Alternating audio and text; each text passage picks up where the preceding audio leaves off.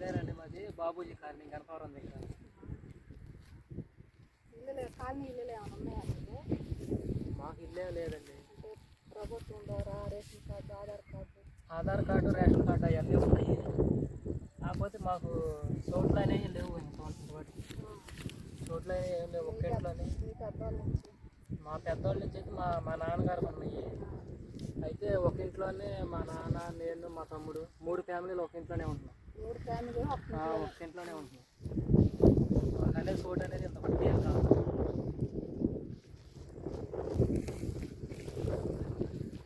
జిల్లా వస్తుంది బాపట్ల జిల్లా.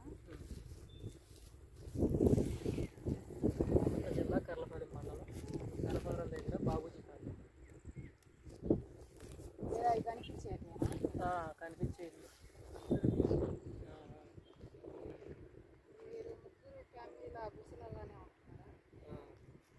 కాలనీలో ఏం రాలా మీకు? కాలనీలో ఏం రాలేదు. ఇప్పుడు మాది చోటు కూడా మా పెద్దమ్మ దగ్గర సొంతంగా కొనుక్కొని ఇల్లు మా సొంతంగా మా నాన్న డబ్బులతో కట్టించాం. కానీ నేను తీసుకున్న తర్వాత అయితే డాబాల సెలక్షన్లు అనేవి రాలే. ఇంత బట్టి 2015లో మా నాన్న ఇల్లు మా నాన్న డబ్బులతో కట్టించాడు.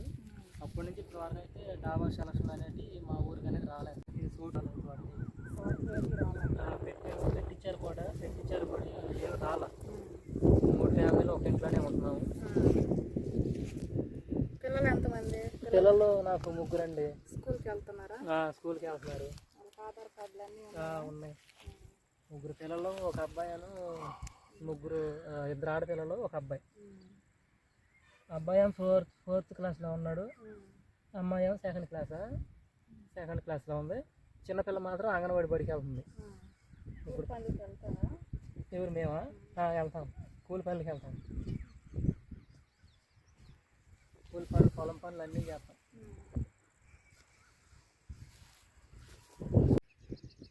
పిల్లలకి పెద్దవాళ్ళకి ఆరోగ్యం బాగలేకపోతే 108కి కాల్ చేయాలి.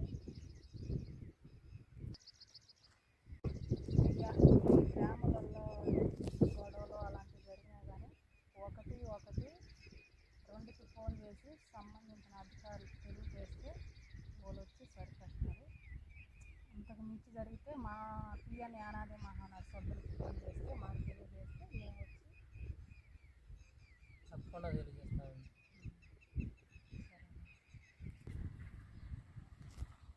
సార్ నేను పట్టుకున్నాను. ఎప్పుడు వచ్చారు మీరు? ఇప్పుడు పొద్దున 10-11 టైంలో పొద్దున్న నుంచి వచ్చి ఈ పట్టారా? ఏం దొరకట్లేదు పెద్దగా. చూడండి, ఈరోజు వాళ్ళకి పని లేదంట. ఉదయం నుంచి వచ్చి ఈ పట్టుకున్నారు. ఉదయం నుంచి ఈ 2 వాళ్ళకి దొరికినాయని మాకు చెబుతున్నారు. చూడండి.